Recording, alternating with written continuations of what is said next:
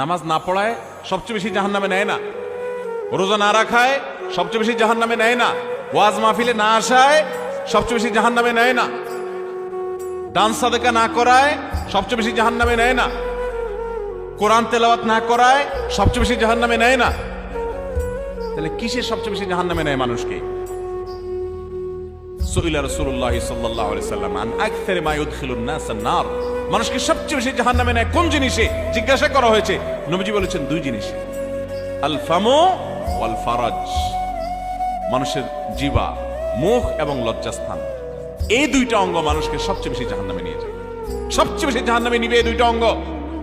নামাজ পড়ে, দাঁড়িয়েও আছে, কিন্তু ফেসবুকে তলে তলে জেনা করে, চ্যাট করে, এটা তো জেনা।